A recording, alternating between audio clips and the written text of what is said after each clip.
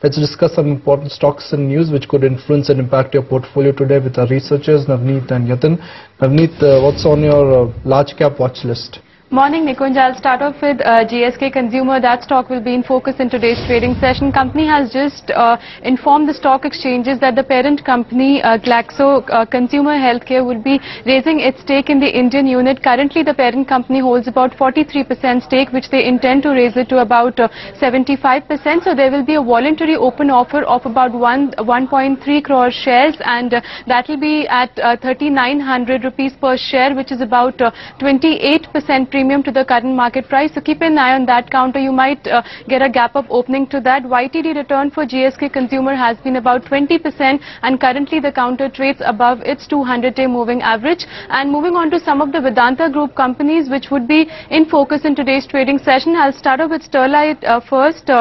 Vedanta Group has said that they expect to get bauxite from this week onwards for its Laljigarh refinery, which is in Orissa. Remember that refinery has shut operations, and before the company had informed that till December there will be a voluntary shutdown. But from this week onwards, the refinery might resume its operation. So keep an eye on Sterlite. YTD return has not been great for this counter. It's up only 7.6%, and the stock also trades below its 200-day moving average. And do keep an eye on Hindustan Zinc in today's trading session, as the government will look to sell stake in Hindustan Zinc and Balco. The talks are expected to resume this week onwards. If you look at the stake the government has in Hindustan Zinc, that's about 29.5%. In Balco it has about 49%. Remember, earlier Vedanta Group had offered to give about 21,500 for both Hindustan Zinc as well as Balco stake. So keep an eye on Hindustan Zinc. The counter currently trades below its 20-day moving average, and YTD return for Hindustan Zinc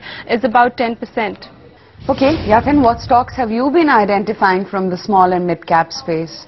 Well, good morning, Aisha. The stocks to watch out for would be in the shipyard and shipbuilding segment. We have ABG Shipyard, Pipavav Shipyard and SR Shipping. All of these stocks will remain under focus because the government is planning to revive its subsidy as far as the shipbuilding industry is concerned on the local basis. The shipping ministry has floated a note wherein they have mentioned that they will propose a 15% subsidy for local shipbuilders, and this will be quite positive for most of these companies because most of the vessels are in excess of 3,000 crores in value.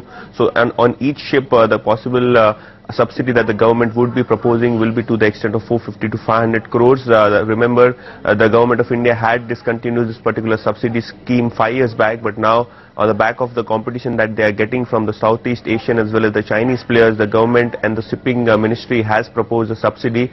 Let's see how the stocks reacts to this particular news bit.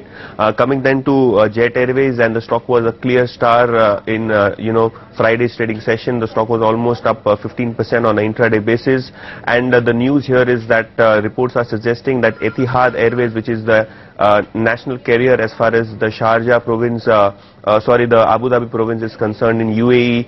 Now Etihad is set to pick up a 24% stake in Jet Airways for a consideration of close to $400 million. And the reports this morning have been suggesting that senior Jet Airways officials are in Abu Dhabi for carrying out the negotiations as far as the stake sale is concerned. Let's see how the stock reacts to this one. However, the management has declined to comment on any such development.